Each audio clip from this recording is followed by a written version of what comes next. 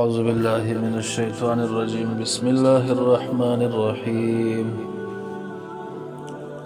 أولئك على هدى من ربهم وأولئك هم المفلحون. أولئك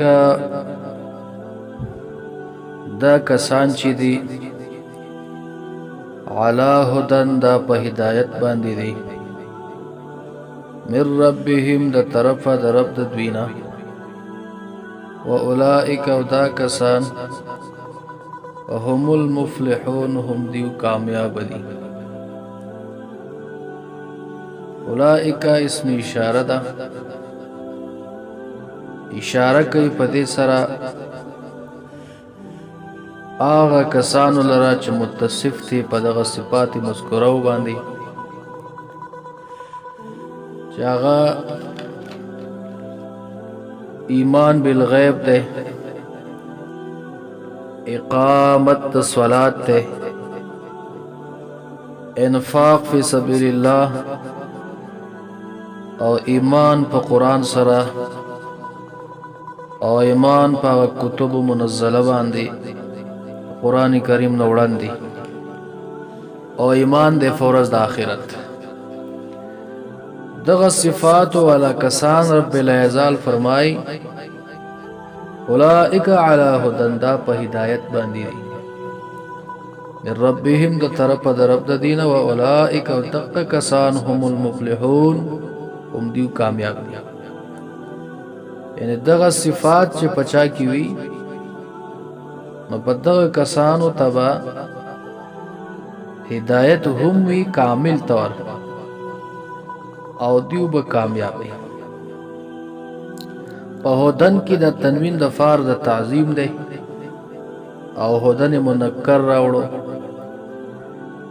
یعنی دا په ډېر لوی غټ هدایت باندې دی د الله د طرف هم دیو کامیاب دي.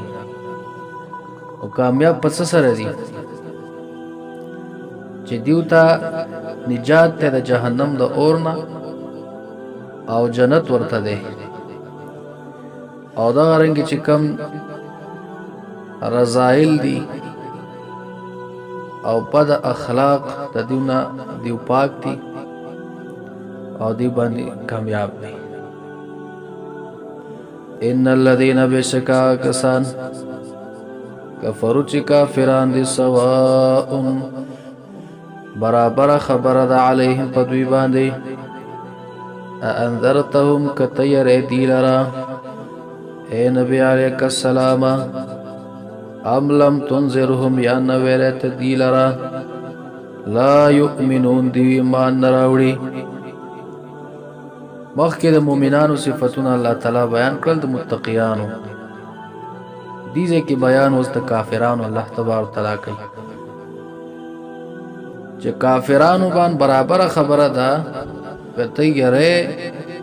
د عذاب د الله تعالی نه او کته نه یره لا یؤمنون دی ایمان نه راوړي. سواء دا چې کوم ده د په معنا د استوا سره ده، یعنی مستوین علیهم برابر خبره ده په دی باندې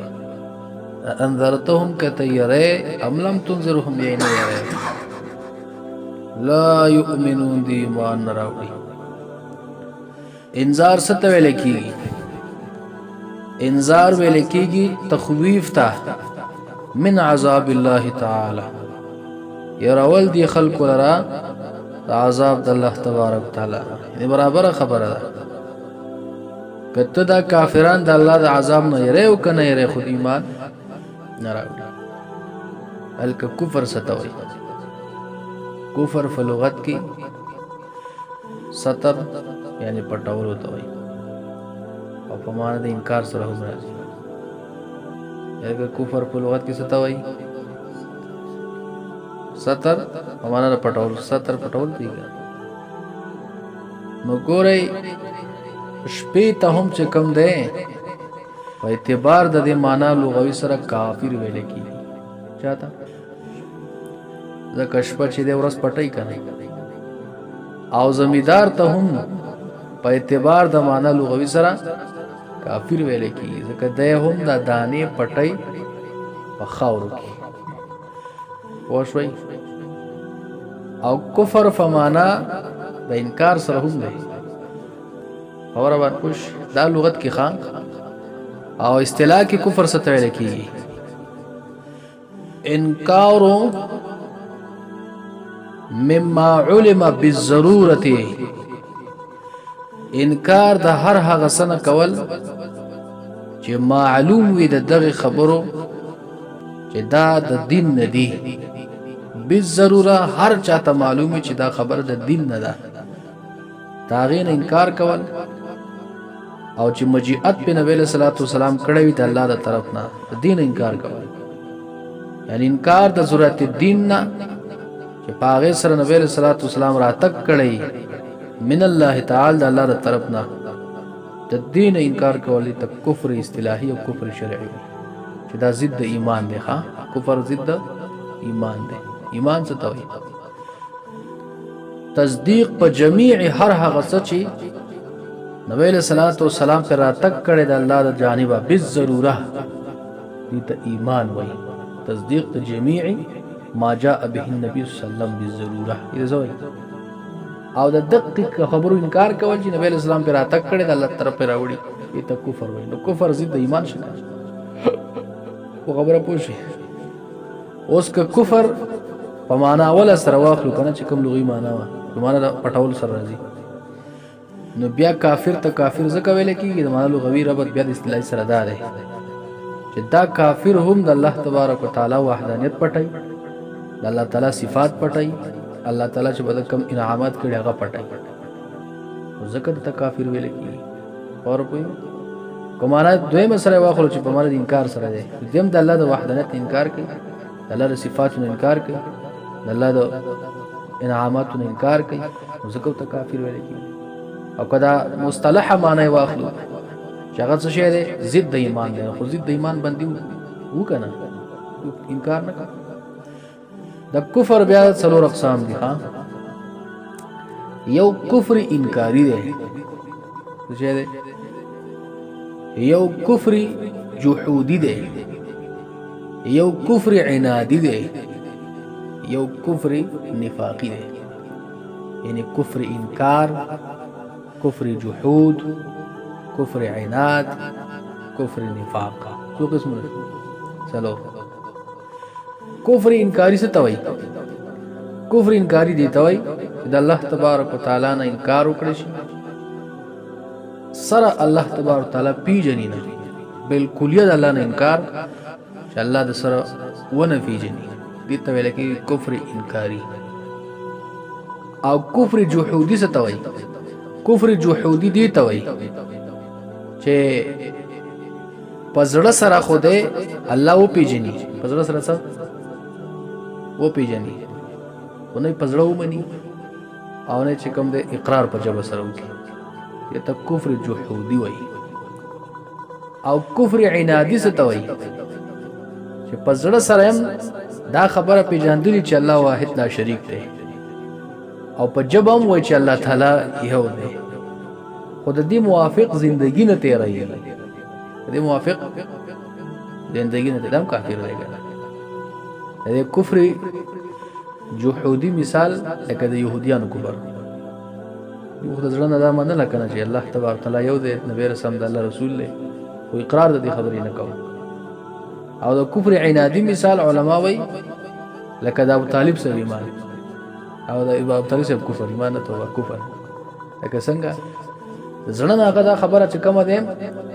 پیژندلې و چې الله یو دی نبی رسول الله رسول په جواب هم داوي خو دغه مطابق زندگی نه تیرواله کنه کړ دې پراغه دغه کفر دی کنه او بل د کفر نفاقی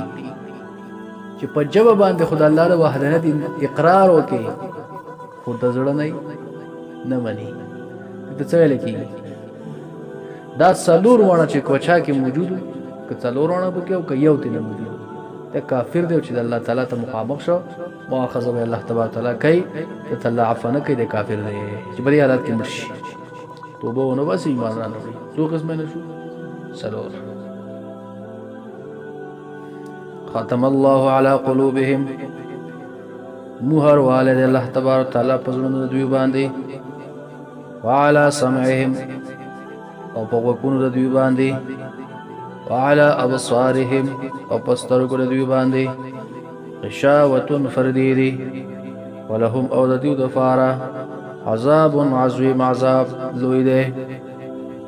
ختم الله على قلوبهم مهر والی دی الله په زړونو د دوی باندې مهر څه ته وایي مهر په لغت کې ویل کېږي الکتم پټولو ته خط چې سړی ولیکي په پاڼه په لفافه کې بیا وردننه کړي له پاسه پې مهر ووایي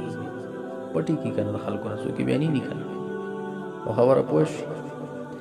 دلته دا ختم څنګه دی ختم خو مهر والو ته وایي که نه نو په زړه د کافرانو څنګه مهر والی شوی دی خبره پوهېږي نو دې کې یوه معنه دا ده ختم الله على قلوبهم مهر والی په زړونو د دوی باندې الله تعالی هغه داسې چې الله تبارک وتعالی خالق د جواهر هم دی خالق د اعراض هم دی او خالق د اسباب هم دی دا هر شي الله تبارک وتعالی خالق دی نو الله تبارک وتعالی اسباب پیدا کړي دا اسباب چې څوک استعمال کی د دې اسباب د استعمال نه وروسته مسببات وجود ته راځي لکه سترګې الله پیدا کړي کنه دا سترګې سبب دی د پاره د لیدلو کنه چې ته سترګې استعمال کی مطلب څه شی په ګوري نو کتل کېږي کنه کتل کېږي نو دا سترګې دا سبب دی د پاره د کتلو د پړاوالو دا چې استعمال کې نه پړاواله او کتل په وشي غي مسبب دی مغه الله تعالی فایده کی تا ته پس ته استعمال د اسبابونه خبره پوښ دا رنګ وګ دا سبب دی د پاره د اوریدلو چې تاسو استعمال د وګ خپلو کې نو ورستو چې څه کوم اوریدل دی هغه مسبب دی هغه الله پیدا کوي هغه به وجود تراشي د دې کافرانو دا خپل حواس چې کوم دي دا استعمال کړه دا اسباب استعمال کړه خو د دې اسباب د استعمال نه ورستو مسببات ورته الله تعالی پیدا نکړه یعنی دیو مطالبه د پیغمبر علیه الصلاۃ والسلام نه د معجزې وکړه پیغمبر علیه الصلاۃ والسلام ورته معجزه د الله نه طلب کړه او ښکارا یې کړه ورته خو د دیو په زړونو څنګه مهر والی شو چې دغه اسباب دوی استعمال کړه د دین ورستو خو دوی ته دا علم راته کنه چې نبی اسلام حق دی نو دغه علم دوی ته پیدا نه کړی شو نو چې پیدا نشو نو په زړه کې هغه اثر قبول نکو اثر قبول نکو نبی صلی الله علیه وسلم د حقانیت نه د الله په حق پیغمبر دغه اثر قبول نکو چې په زړه کې دغه مسبب پیدا نشو پس ته استعمال د اسبابونه نو دا گویا کې د دین تعبیر وکړو د دې عدمي قبول د اثر نه تعبیر وکړو په ختم سره نوې پرمایل ختم الله علی قلوبهم مهر لګولې دی مهر والے الله تعالی په زړه دی یو معنی دا شو یا دوی معنی دا ده چې کله سړی ګناو کی د په دې زړه باندې تور داغ ولګي تر څو چې د توبه نه ایستي دا ګناه بیا بار بار کوي دا داغ غټیږي دا تور نقطه حتی چې دا زړه ټول راونیسي باور پوښ نو د دغه هيئتنا چې کوم زړه باندې تور داغ لګي او دا چې به غټیږي او دا زړه رانیسي دا یو هيئت لري یو کیفیت لري د دقه هيئت نه تعبیر شو په ختم سره نو الله فرمایل چې ختم الله علی قلوبهم الله مهر والده پزړو دی باندې خو به شوي قلب څه توي نو قلب دا یو مدغه ده د غوخي چې نن تعبیر صوفي کرام کوي په قلب سنوبري سره چې دا کې خودل شوی دا د غسی سینې دا لاندې دوه ګوتې لاندې او د غس طرف ته مایله د غس سینې نه لاندې دوه ګوتې د غس سایډ ته لګ مایل پدې ځکه دلته دا قلب کې خودل شوی دا قلب سنوبري یا دا قلب چې جوړ لري د غوخې نه مدغې نه دا دقل ته کې خودل شوی دی دا حقيقي معنی ده د قلب معنا مجازي د دې چې کومه ده مجازي تور باندې د قلب اطلاق په معرفت او په عقل باندې هم کیږي معرفت او په عقل باندې قرآن کې الله فرمایي دا قرآن کریم نصيحت ته لمن كان له قلب په دا غچا داغه لپاره عقلي داغه لپاره معرفتي دغه د قلب معنا چې کوم ده بیا څه ده عقل او معرفت ته مراد ده قلب سنوبري ته بیا مراد نه ده وایږي کنه وایږي نو قلب لپاره دوه معناګانې شو یو حقيقي ده چې دا قلب سنوبري ته مراد ده مدغه مراد ده چې کوم تو خو د غزه کې خو ده شوی دی ایو معنی چې کوم ده هغه مجازن طور اطلاق فعقل او معرفت باندې کیږي وعلى سمعهم او په وګونو د دوی باندې او علا ابصارهم او پسترګو دوی باندې غشاوتون پر دی ولهم عذاب عظیم دې پر عذاب دردناک ته ومن الناس بعض خلقنا من غسوکتی یقول جوای آمنا من ایمان راوړ بالله فالله باندې وبالیوم الاخر په ورځ اخره باندې ورځ د قیامت ته وما هم بمؤمنین خودوی مؤمنان ندي وما هم بمؤمنین دي زینا د کافرانو حالات د منافقانو حالات شروع شو کافرانو په حالاتو باندې دوه ته ولګیدل ان الذين كفروا سواء عليهم اخره قول او ختم الله على قلوبهم دا دوه آیات د دې کې د کافرانو حال بیان شو مخکې د آیاتونو کې 15 آیات چې کم تیر شو په دې کې د متقینو حالات بیان شو اوس ومن الناس دې د منافقانو حالات شروع کیږي او دا د منافقانو په حالات باندې ډېر آیاتونه لګیدلي اوس د ټول تفصیل په سره روان دي پته ولګي چې د دیو حالات خطرناک دي مسلمان تینا ځان ساتل پکار دي ها ومن الناس بعض د خلقنا ناس دا چې کوم دی اصل څه شی دی اصل د دې اوناس دی اصل دې سره اوناس دغه حمزه چې کوم دی دا حذف شو او د دې په عوض کې الف لام راوړل شو نو څه دې جوړ شو اناس اوره پوه شو کبوه به نشوي او څوک کوئی چې دا اوناس جمع د انسان دا جمع د سره جمع د انسان دا نو انسان ته انسان ولې وای انسان ته انسان څه کوي چې دا انسان د اونس نه دی او اونس چې کوم دی په انسان کې شته دی کنه ځکه دې پاتې چې د اونس حاصلې یعنی ته کښنا کیږي هغه ځای سره د بل چا سره ژوندۍ یو ځای تیرول غواړي نو انوست پکې دی کنه د دې وجه تاسو ویل کیږي آیا دا چې انسان چې کم دی نو دا د نسیه نه دی په معنا د هر سره انسان ته انسان ځکه چې دنو میر کیږي د حضرت آدم علیه السلام مبارک نه شو کنه کومه مال چې تکړه ولا تقربا هذه الشجره يرشو دي کنه نو انسان نه یړي ځکه ته انسان وي ها یا پکې انوست ته یا پکې چې کم دی نسیان دی دیو جن انسان ته انسان ویل کیږي خبره پوښ ما یقول چوي آمنا من ایمان راوړ بالله فالله باندې او بالیوم الاخر فرض د اخرت باندې وما هم بمؤمنین خود یو مؤمنان ندي منافقان مبارک الله فرمایي چې وما هم بمؤمنین دی مؤمنان ندي چې مؤمنین شي دی کافر دی کنه یخادعون الله دیو دوکه کوي د الله سره والذین دا کسانو سره آمنو چې مؤمنان دي وما يخدعون دیو دوکه نشي کولای الا انفسهم مگر د خپل ځانونو سره کوي وما يشعرون خود نه پويږي يخادعون الله حدود الله سره دوکه کوي د الله سره څنګه دوکه کوي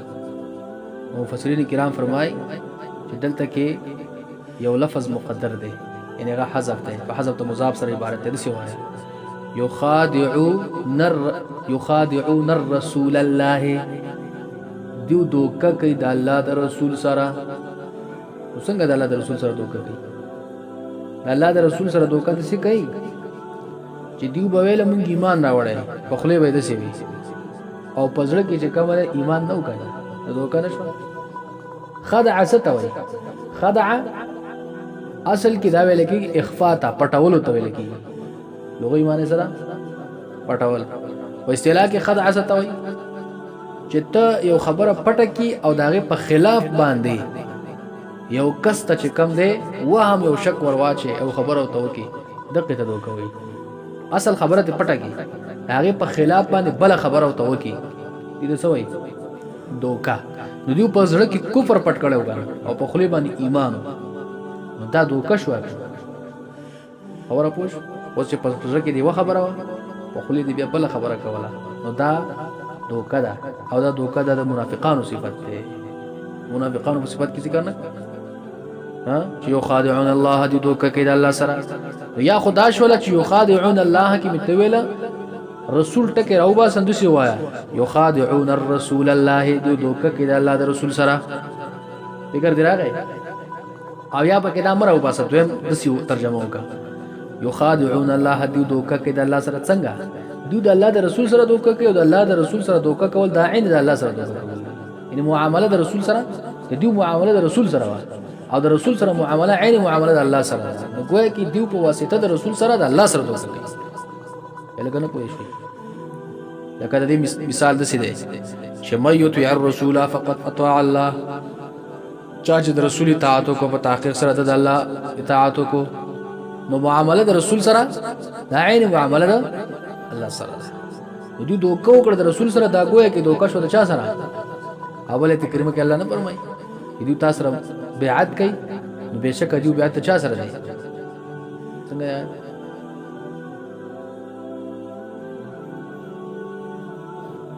هغه کسان چې تاسو سره بیعت کوي ګویا کې دا د سیدل کې د الله سره چې بیعت وکړي ولی معامله د رسول سره دا معامله د الله سره دوی دوکه د رسول سره کول نو ګویا کې دا دوکه چا سره شو د الله سره شو الکه دوکه دا رستو بیا په سر پوکي وای یخادعون الله دا باب مفاعله ده او په باب مفاعله کې قانون دی چې په دې کې فعل د جانبین فعل د جانب معنا دا دیوم دوکه وکړه او الله سره دوکه وکړه لکه فعل د جانبین نه کنه په هغه خاصیت دی چې باب مفاعله کې فعل د جانبین نه لکه مناظره یو کس کوي کې به دوی کوي مقاتله دوه یو بل قتل کوي یو قتل کوي دوه بل باندې قتل کوي نو دلته بیا علماء فرمای چې یخادعون الله دا باب مفاعله ده خو دې کې چې کوم نه مبالغه ده دې کې مبالغه شوی ده صرف پکې هغه خدع د دیو د طرفه شوی ده او د بار تعالی طرفه چې کوم نه پکې خدع نشته ځکه نسبت د خدع الله تعالی چې کول دا مناسب نه دي نو بیا به دغه معنی ده چې دیو خو دوکه وکړه خو الله تعالی له بدله ورکړه دوکې له سوال کړه او یا دا چې علما فرمای چې دیو خو دوکه وکړه څنګه دوکه وکړه په خلی کلمه ویله او پزړه کې سکړه کو پرې پټ کړ الله تبارک تعالی له بدله څنګه ورکړه چې دیو سره معامله د څه وکړه چې اجرا د احکامو د اسلامي په وکړه ځکه په خلی کلمه ویلې وکړه مسجد نبوي کې بیا ودرېدل جمعات کې موزم کو الله تعالی د دیو سره معامله څنګه وکړه چې دیو سره هغه معامله په دې طریقه باندې کړه چې هغه احکام د شریعت ظاهر کې جاری کړه او کوم عذاب اخروی چې د آیت په دنیا کې وساته آخرت کې وساته ولان تور کوي دوی دوکه شو یاره موږ الله څه ونه وي آل تبر سره ګوري او یاد را چې نو بیا کم جنگونه رااله هغه جنگونو کې چې کم دی بیا دې ته نقصان نه ورسېدل یا کوم آیتونه نازل شو بیا جمعتونه وېستل هغه حال د دې د منافقت ښکاره شو او څو وخت پورې کم دی پټو ساتل کنه د خپل حال کې فکر اورغه ولذین آمنو او دې دوکه کې د الله سره او د کسان سره چې مؤمنان دي نو مؤمنانو صحابه کرام ته هم موږ ایمان راوړی دی البته ایمان نه راوړی دروغ وی ویل پزړه کې چې کوم نه کفر دا به دا سره قسمه دوکه کوله الله تعالی فرمایي و ما يخدعون دي دوکه نشي کوله نه د الله سره دوکه کوله شي نه د مؤمنانو سره کوله شي دا دوکې د ازار او د دې د وبال او د نقصان دا د دې په خپل ځانونو باندې الا ان پسو مگر خپل ځانونو سره دوکه کوي و ما يشعرون او دیونه پويږي